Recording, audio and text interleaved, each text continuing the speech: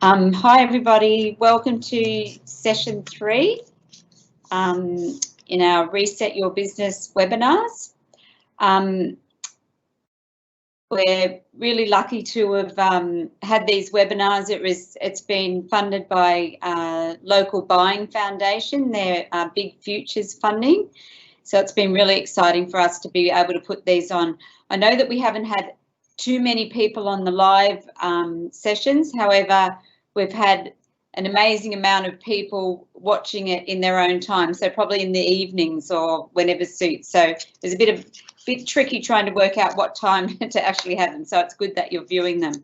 I just wanted to quickly let you know that there'll be quite a comprehensive mentoring series after this, and I'll leave Judy from Shift to let you know all about that later. So enjoy the session, and I'll hand over to Judy.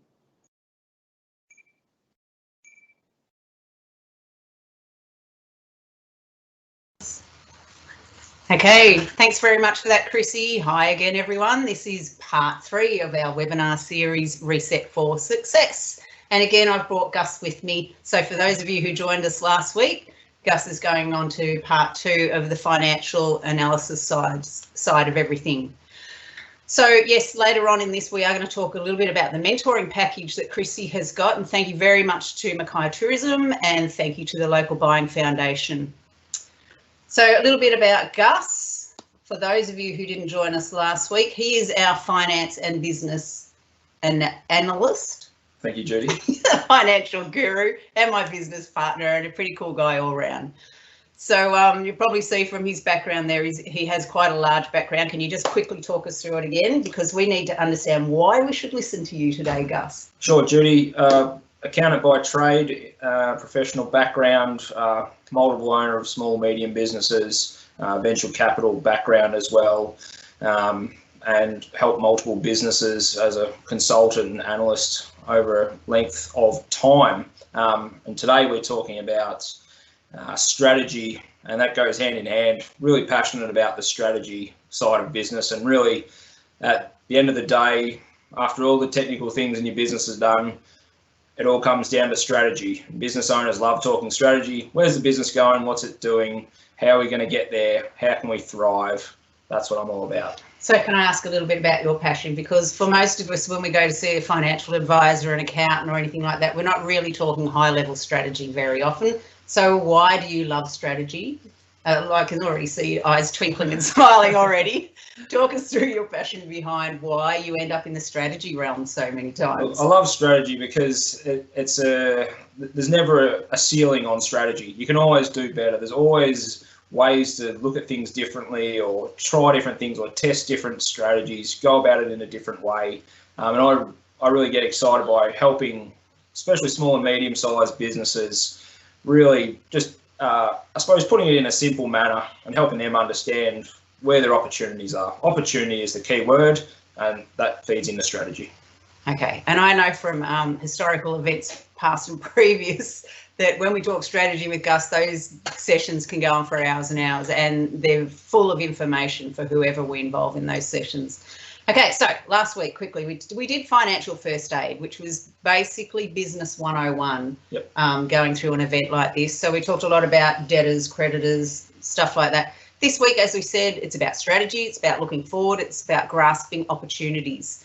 So we titled this one Survive and Thrive, and we're going to head into it now. So the things that Gus is going to be discussing over the next half an hour is how to take the market share, creating a moat, which we're going to ask him what that means in a little minute, setting up for the future, consolidating and protecting. So I'm going to hand it over to you now, Gus, and you're going to kick us off with revenue. Thank you, Judy, and a quick thank you to Chrissy, Mackay Tourism and the Buying Foundation before we start. Revenue. So, look, today's session we're going to try and get into how can we thrive in this COVID environment? Not just survive, but actually thrive. How can we get ahead? How can we play to our current advantages? And how can we move forward? How can we get ahead of our competitors? So, first thing we're going to talk about is revenue. Have have the businesses out there, have you thought about other potential revenue streams that are coming out of this COVID-19 time for your business? Have you sought feedback from your current customers, past customers, employees, other stakeholders, suppliers? Is there a demand out there in this COVID environment for something similar to your product? Can you, I suppose, take advantage of the new normal in this COVID world? And on to point two, is there something, can you pivot your product to be more attractive in this COVID environment? I mean, for tourism operators out there, obviously state borders are closed. How can you pivot your product or your service to be more attractive to the domestic market or in-state or localised? Is there something you can add on to make your service or your product more attractive? Okay, so I'm going to stop right there. Yes, Judy. Because we hear the word pivot everywhere. Even down at the corner store, they're talking about pivoting. So Sure. Please expand on why this new buzz term pivot is around and why we should do it. Okay, so look, pivoting is, I suppose, you've come to a point in your journey where you may need to turn off the road like a fork from your previous goal, given this new environment. So I suppose the to use a term, the slate's been wiped clean a little bit, and there's going to be a new normal. So we need to change the focus of our businesses to point in the direction that's going to be more favourable for us in the future. Yep. Lovely explanation. Thank you, Judy. sorry, I interrupted. So we're on to repurposing your product or service. Absolutely. So, look, it follows on from pivoting. Can your product or service be 90% the same, but only change 10% of it just to appeal, I suppose, from a marketing perspective to your customers, or a slight change in your customers? Is there a demographic out there that you can now target using your existing product or service, but just tweaking a few things to be more attractive to them? Mm-hmm. Okay, and I just wanted to flesh out a little bit more. When you talked about potential new revenue streams and you're talking about getting feedback, who should we go for feedback specifically? Like, should we only go to trusted sources, or are they going to have an emotional connection with our product and not give us the honest feedback? Like, where would you start going for really good feedback to find out how we could be looking for a new revenue source? Absolutely. Across the board is the answer. Any stakeholders in your business. So stakeholders are anyone who knows your product, their customers, their employees, their past employees, even competitors,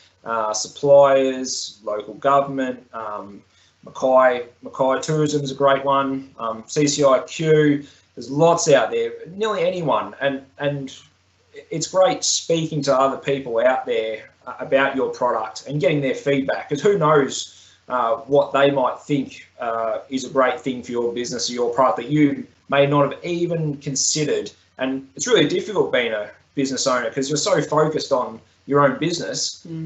It's how often do you get third-party feedback or throw around ideas with third parties? So as many people as you can is the answer to your question, Judy. Yeah, cool. Fair enough. Yeah, we could go on about that for a long time, but we better move on. So after revenue, we're looking at maximising assistance in the area. Absolutely. So this is following on from last week's financial first aid session. First one here, utilising the JobKeeper, loan deferrals, electricity rebates. There's a whole swag of other items, and it's really just making sure that you have explored all avenues in your business to maximise assistance for yourself. I imagine most people out there are very well aware of the JobKeeper. Some people deferred their loans, but how far have you gone down into, rebates and other, leading on to the next point, other grants that are available? If people, there is many grants out there, business.queensland.gov.au. There's a whole range of items on there, and you might be surprised at some of these are very obtainable, and they're designed to be obtainable for the small and medium-sized business. So please go out and have a look, and then we get into the grants. Are there grants there to upskill your staff? That's a very easy one. I mean, your staff might have some idle time right now? Are there grants out there that can specifically skill them up to suit your business? And on to the next point about using loans. I don't recommend getting a loan just for the sake of getting a loan, but if you can get a loan that has low interest rates or a 6-month deferral, such as some of the government loans right now, can that help improve your business or reposition your business, protect your business against your competitors, or even grow your business? I mean, is it worth getting a loan and can you buy new equipment or can you get a new premise, something that's going to protect your position or improve your position, or even go out and M&A, there is mergers and acquisitions. Can you go out and buy one of your competitors or merge with one of your competitors and really take this opportunity now in a changed world as a catalyst to really strengthen your business and take it forward? So you're really talking about leveraging this opportunity. Absolutely. So out of a negative, creating a very big positive. Absolutely. That's what this webinar is all about. It's about seeing the opportunity and looking forward. And if your competitors are not necessarily thinking this way, this is an amazing opportunity for you to, while the chips are down per se, to really go, right, we're going to take a 1, 3, 5, 10-year view and take advantage of these loans now and use them to our advantage the best we can. I'm going to put a disclaimer in there too, everyone. So don't forget, last week's webinar was about those who are just keeping their heads above water. We're not saying for you to go ahead and do any of these things if you're really struggling from week to week. This is if you're in quite a solid position. You're able to close the doors and just maintain the norm, I think is what that's exactly what we're saying. Exactly what we're saying. And then to my last point there quickly, can you combine some of these grants or loans together to get a maximum result? As in, can you get a loan to buy a new piece of equipment and then get the instant tax write-off? So in theory, something that you couldn't have previously done, but now because of COVID, you've got an opportunity to buy that piece of equipment and then move your business forward. Leverage the opportunities. Yeah. Okay, cool. And I'll just point out to everyone, you've also got a chat bar down below on your screen. Feel free to post as many questions as possible. We have our producer standing by, Alita, and she'll be answering some of your questions. Or if we see the questions ourselves, we'll try answering them while we go. Okay, we're going to move on to commercial leases. That was a big intake of air. It is. It's a tough topic at the moment, the commercial leases, and obviously there's people on each side of the negotiation. We had a good question last week from Taz. I suppose what we're saying here is we're looking at the opportunity, either as you being the freeholder or the leaseholder. Is there an opportunity now to negotiate favourable terms for you? And that can include, are there fit-out incentives? Can you add an option term or a more favourable option term onto your lease? And then looking onto the second point there, as a leaseholder, are there better sites now available?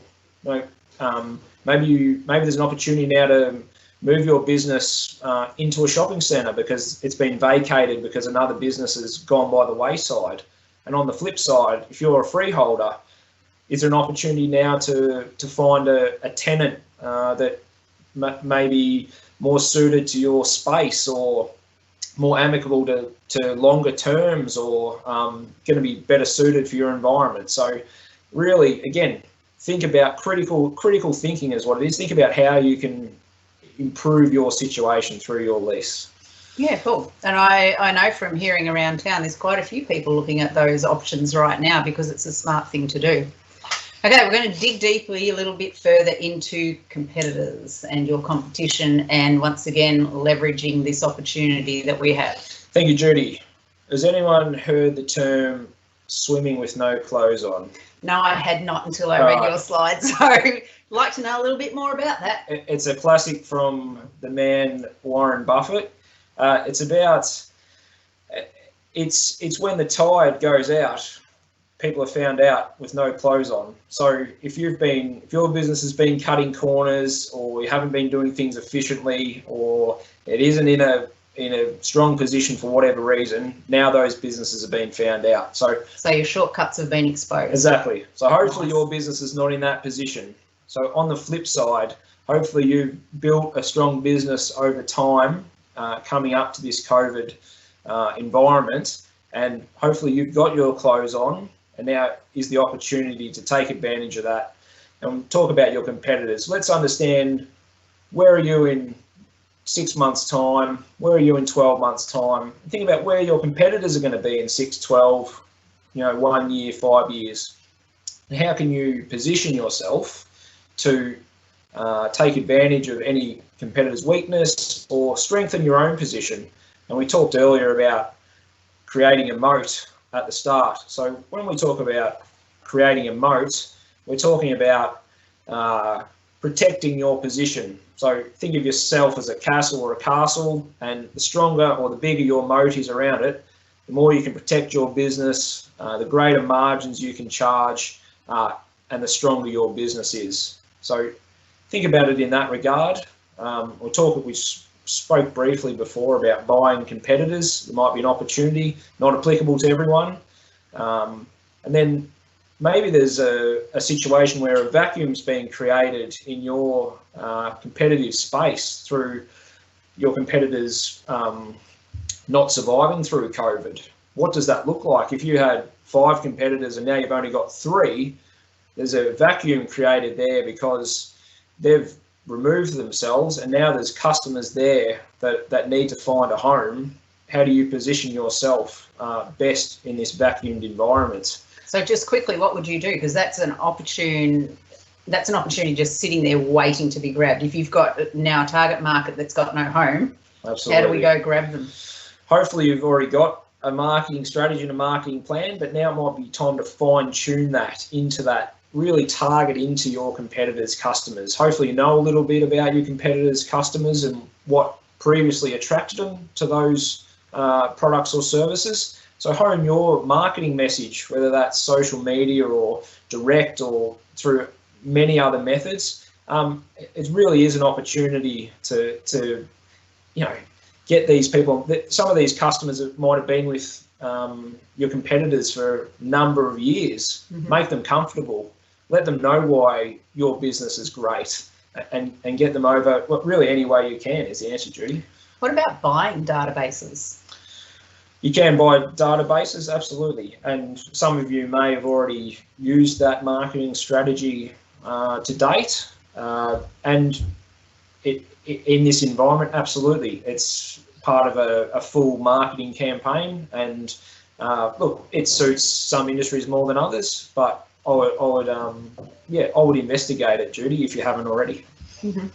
Okay, so I suppose this comes down to, in a nutshell, having your ear to the ground, doesn't it, really? Absolutely. Hearing what's about to happen, hearing what has happened, being the first on the front foot to take the advantage of what you say is creating that moat, if a vacuum has been created as well. So I'm just looking at your last point there about community engagement. I think it's probably quite pertinent to stay involved with your organisations such as Mackay Tourism, Chamber of Commerce. What do you mean by staying relevant? If you can just talk a little bit more about that. Absolutely. So I suppose we've been in this COVID environment for 6-7 weeks now, and some people have gone, oh no, it's dire, and have pulled the roller door down and gone and stayed on the uncle's farm. Other people have stayed and trying to work themselves through, and this is to Judy's point about keeping your ear on the ground. I think now's not a time to be an ostrich and put your head in the sand. Now is a time to really keep your finger on the pulse, understand what the currents are, who's involved, where the opportunities are, and then be able to take advantage. When your competitor comes back and thinks it'll be back to normal in 1, 2, 3, 4 months, you're going to have the advantage because you've been there listening to the customer, understanding the environment technically, and ready to make a move, or you may have already built a relationship. You can build a game-changing relationship right now. Mm-hmm. In this difficult time. So to the point about community engagement and staying relevant means staying involved, just what we talked about, and keep engaging through social media, even if your doors are closed, even if you're a tourism operator now. Don't stop advertising on Google. Don't stop your Instagram posts. Keep yourself out there. Keep the communication coming. Keep the newsletters going. Don't be forgotten, because there's a genuine risk now. If you close it off, people might forget who you are, and competitors are going to move in. So it's about staying engaged, and it feels nice, and people are going to want to support businesses much. They understand businesses are struggling now. So if they can stay engaged or like your post or see that you're still moving, they it's a feel-good story. People like to get behind businesses, so it gives that chance. And to the point about community engagement, I'm going to use an example here. There's a pub that we work with in a remote area, and previously didn't do takeaway meals. It was just a daytime pub. All the 1 or 2 takeaway shops closed. The pub took it upon itself to start doing takeaway meals and also start what was a quasi soup kitchen for those who were struggling, those in need. And the first night that they opened for meals and for the soup kitchen, they put 10 staff on and an extra 5 turned up. They just wanted to come along and make sure that it worked okay. So there's your example of community engagement and staff engagement, and it's been kind, and people remember when the chips are down, who was kind, who was nice, who looked after me, and this is a really, really great time to build those strong relationships. Yeah, I agree. And look, you may not be in the position where you can help out financially at all. I know for ourselves here at Shift, we've engaged a whole new market just by giving out a lot of free information, and people are looking for what to do and how to look after their staff and what to do financially with their business, and just being there and being in a position where we can offer enough free advice is a good thing for us too. Absolutely. So okay, so we're going to move on. Sorry, we'll move on to partnerships and joint ventures. Absolutely. So this follows on from competitors. Why go it alone? Maybe you've never considered partnering or joint venturing with anyone, but in this changed environment, maybe it's a catalyst to buddy up with someone. Maybe your competitor next door is now open to you going over there and working together. Maybe you can share some supply lines. Maybe you can share staff. Maybe you can share vehicles, or maybe it's a full partnership with someone in a different industry. Maybe you're a land-based tourism operator and you partner with a sea-based tourism operator, or maybe you're a hotel operation that hires vehicles all the time. Now you partner up with a bus operator. So this is a chance to, I suppose, step back and have a look at where can you create efficiencies for yourself. And we'll get on to costs in a minute, but really there's so many efficiencies that can be had by working with other people. I know there's competitive issues potentially there as well, but done in the right way, you can really save yourself a lot of money. You can, it's a 1 + 1 = 3 situation. You can leverage someone else's brand. There's lots of upsides, and hey, if you're in a small market or there's not too many players, you might even be able to corner a market, increase your margins. Thinking very capitalist here, but there's a chance there to really improve your business by partnering with others. Yeah, cool. I like the symbiotic relationship, like accommodation and transport operators. They can work very well and can be cross-promoting each other to other operators as well.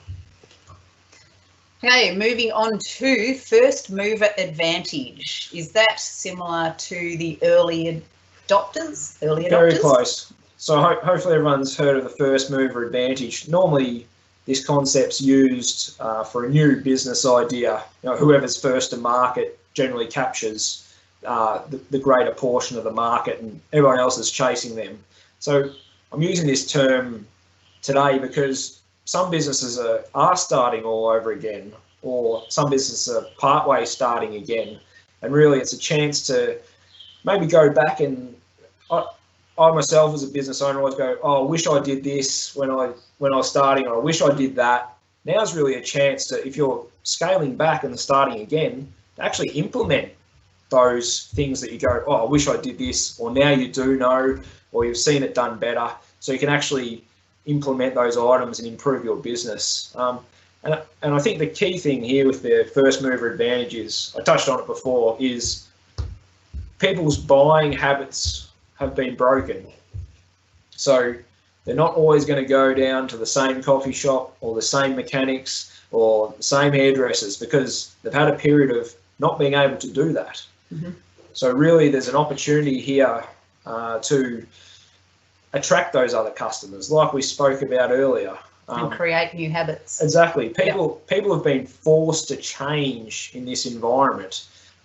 Generally, it was, it's easy not to change. No one likes change, but because we've been forced to change, people are forced to think differently, and they're more willing and open to new things now because they've been forced. So this is your opportunity to attract those new customers. You might have been chasing a customer for 20 years. That sounds like stalking, Gus. Kind of does.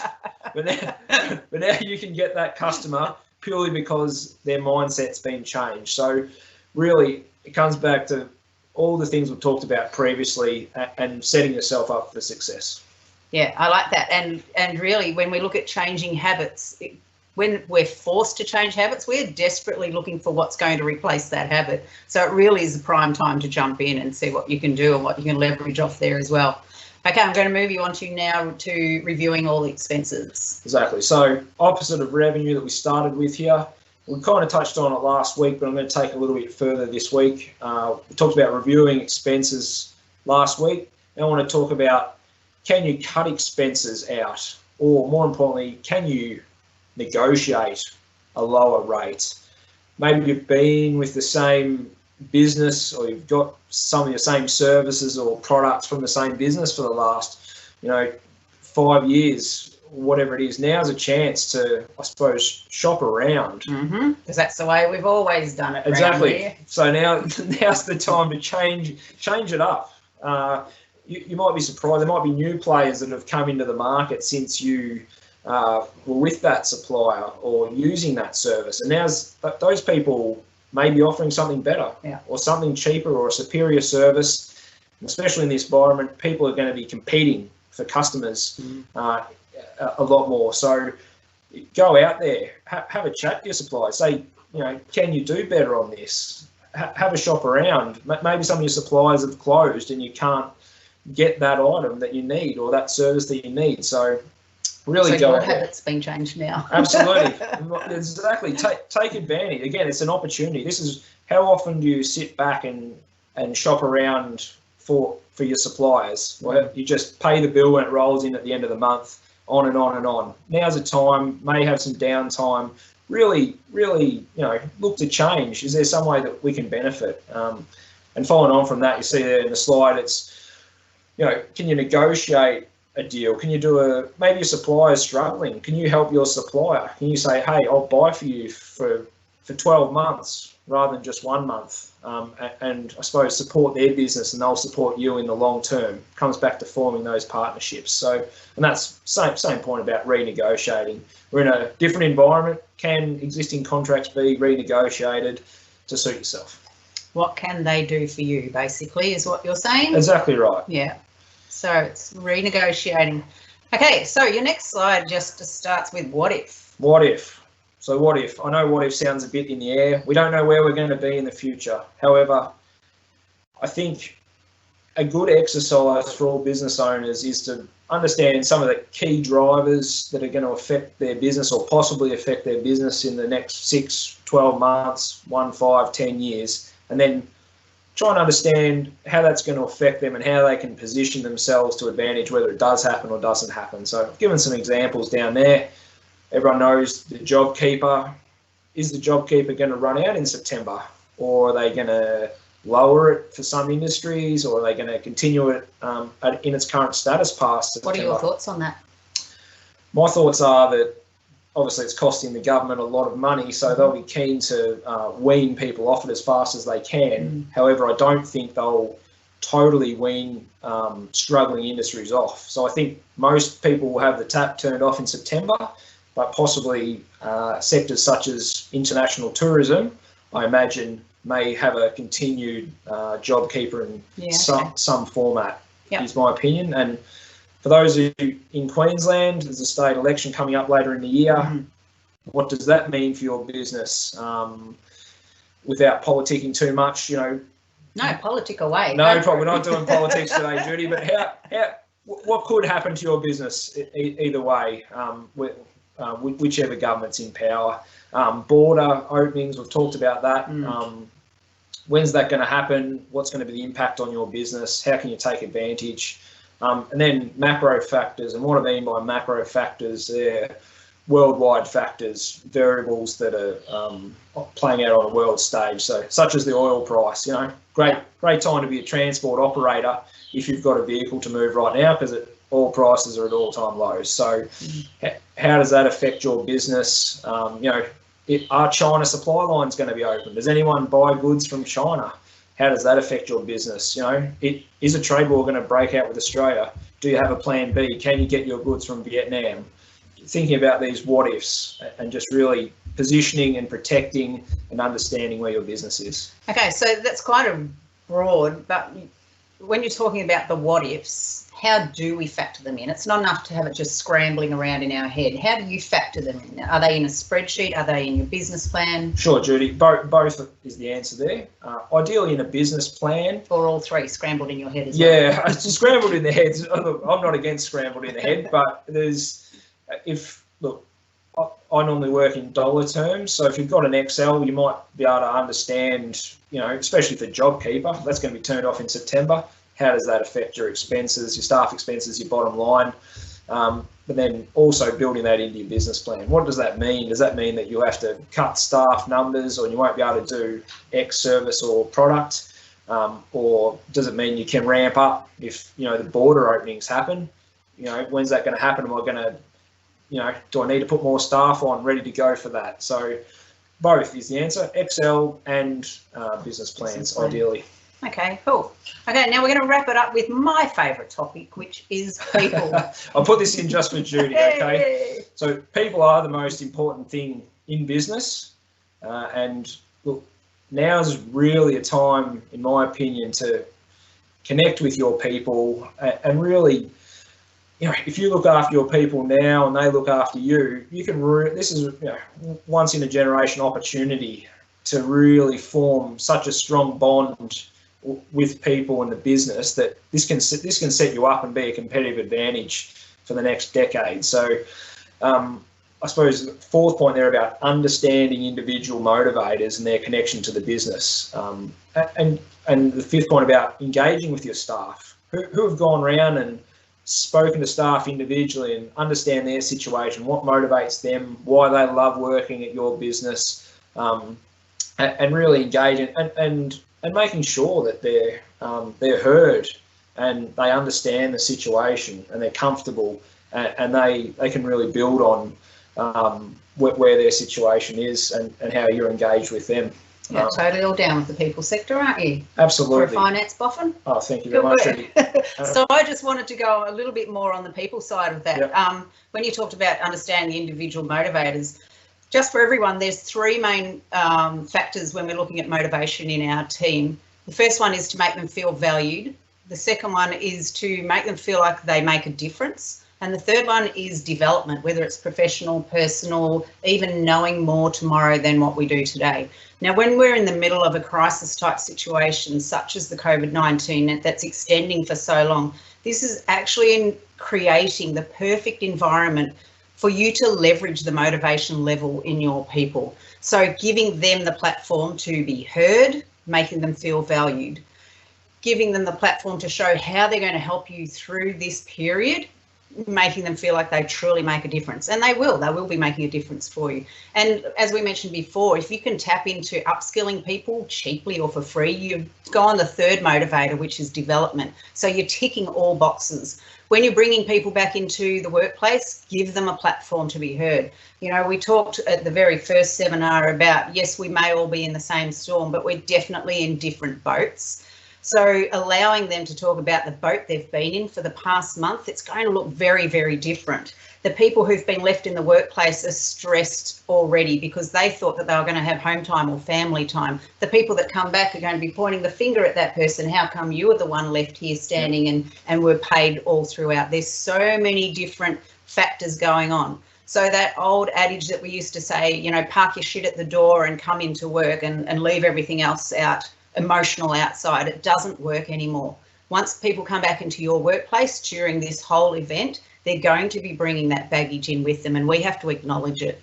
So being able to acknowledge it, hear it out, and then we all start and hit the reset button again is a really good motivator. And like Gus said before, you're going to start creating those really good connections where if you've got the right team in place, they're going to be a team almost for life. They're going to stick with you for a very long time. How good's that? And I might just add one more thing on your people.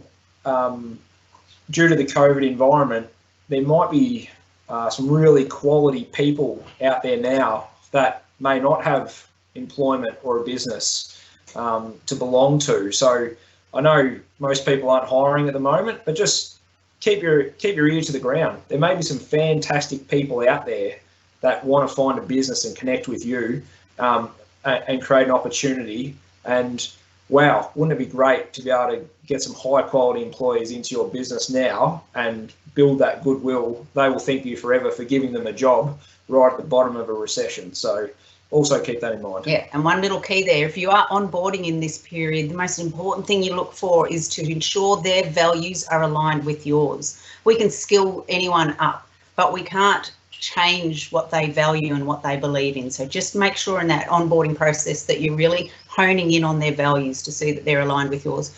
Okay, there's two comments that I just wanted to draw your attention to. The first one, Melissa said, Energy Australia are negotiating great prices for our electricity. Thank you, Energy Australia, for the plug, Melissa. Cheers. And she's also said it's so hard to estimate revenue. So how do we estimate profitability against the expenses? Okay, so I think we touched on this in last week's session, Melissa. I think we talked about understanding what's your minimum viable profit that you can, minimum viable expenses that you can operate on. So I know revenue is unknown, but we can have a fair idea what our expenses are. So if you calculate what's the expenses that you can just operate at, or what are the expenses when you're operating at 20% or 50% of your normality, then you can put that. Obviously, you can't get a profitability if you don't have any revenue. So work on your expenses and be really know your expenses. And then it's going to cost me $5,000 each month to keep the doors open or operate. Then if I don't open for 6 months, it's going to cost me $30,000. So then at least you've got in your mind and you can focus your decision making based on your expenses because your revenue is not known. Hopefully that helps. Straight over my head. Okay, we're going to wrap it up. Unless anyone else has any more questions, we're going to thank you once again for your time. We understand that time's very precious at the moment. Just wanted to take you back to what Chrissy said at the very start about the mentoring program. She's got a bucket of money there. So if you need to reach out and talk to any of us here at Shift, we have 4 different specialists. You've also got the opportunity to talk to all 4 of us together. We serve almost like a specialist advisory body as well, but you can reach out to any of us singularly. Myself, I'm leadership and culture specialist. I deal a lot with personality type and how we would be managing stress throughout this period with your teams. Leadership, turning managers into leader, and your workplace culture. That's my specialty. Gus, we already know what his is. Anything to do with facts, figures and numbers. We have Alita, who is our producer today, and she is the HR and performance specialist. So anything to do with HR, very good at automating your business as well. So if you're looking for streamlining, anything to do with HR processes, policies, procedures, what manuals do you need, anything like that, she's the guru on that. And then we also have Lee Porter, who is a strategy and agility specialist. Very, very good at thinking outside the box. So if you're looking for scalability, franchises, how do we pivot, how do we change this up and turn it on its head, both Lee and Gus are very good at that as well. So reach out to Chrissy. Like I said, she's got a bucket of funding there. Thank you once again to the Local Buying Foundation for their help and support. And we are going to sign off. Thank you once again, Gus. Hope to see you again in another one of these webinars. Thank you. Thanks, everyone. Bye.